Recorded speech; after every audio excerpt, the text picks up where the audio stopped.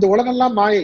என்ன பண்ணுங்க, வேலையெல்லாம் விட்டுடுங்க, சொத்தெல்லாம் வித்துருங்க, இதெல்லாம் அனித்தியம், இது ஓட்டாண்டி உட்காருங்க. நீ யாராவது சொல்லுவாங்களா? அவன் என்ன சொல்றாங்க பாருங்க, இது அனித்தியம் தான். ஆனா அந்த அனித்தியத்தை விருப்ப வெறுப்பு வச்சுட்டு நீ என்ன பண்ற, நீ உன்னுடைய மனதுல வாசனைகளை ஜாஸ்தி படுத்துங்க. அது என்ன பண்ணும், அனித்திய லெவல்லயே தான் நீ இது பண்ணி, அது கூட தெரியாது. இது சத்தியம் நினைச்சிட்டு இருக்கோம். இது சத்தியம் நினைச்சிட்டு இருக்கோம் பாருங்களேன். சத்தியம் நினைச்சு இதுதான் உண்மை, இதுக்கு மேல இல்லவே இல்லைன்றோம். அவங்க என்ன பண்றாங்க, இது சத்தியம் இருந்து அடுத்து என்ன பண்ணுது, சாஸ்திரமும் குருமார்களும் என்ன பண்றாங்க, இது சத்தியம் கிடையாது, அனித்தியம். நமக்கு கொஞ்சம் சந்தோஷமா இருக்கு, ஆமா அனித்தியம் தான், நான் கொஞ்சம் தாங்கிக்கிறேன், என்னை யாராவது திட்டட்டும் அசிங்கமா பரவாயில்ல, சீத்த உஷ்ட மானவமானம் பரவாயில்ல, மழை பெய்தா பரவாயில்ல, அனித்தியம் தான் மாறிடும், ஓகே வெரி குட். அப்ப என்ன பண்ற, கொஞ்சம் கொஞ்சமா விருப்ப வெறுப்புல நீ விடுபடுற. விருப்ப வெறுப்புல விடுபடும் போது அனித்தியம்க்கு அடுத்த லெவல் நீ பிராக்டிஸ் பண்ணும்போது இது மித்யான்னு பாரு.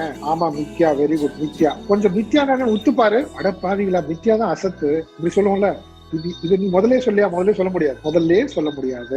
முதலே சொன்னா என்ன ஆகும், அர்ஜுனன் மாதிரி பேச ஆரம்பிக்கும். நான் யுத்தம் வேண்டாம், அவங்க நம்ம ஜெயிக்கிறதா, நான் நம்ம அவங்களை ஜெயிக்கிறதா, எனக்கு எதுவுமே வேண்டாம், கடமைகள் எல்லாம் குழப்பி. அப்போ தஸ்மாத் யுத்யஸ்வ, ஆகவே இதை நீ தெரிந்து கொண்டு இதை நீ அனுபவத்துக்கு கொண்டு வரணும்னா எங்கிருந்து வரணும், உன்னுடைய விருப்ப வெறுப்பை விட்டுட்டு தஸ்மாத் யுத்யஸ்வ, உன்னுடைய கடமையை விருப்ப வெறுப்பு அற்று செய்வதிலிருந்து நீ தொடங்குவாயாக.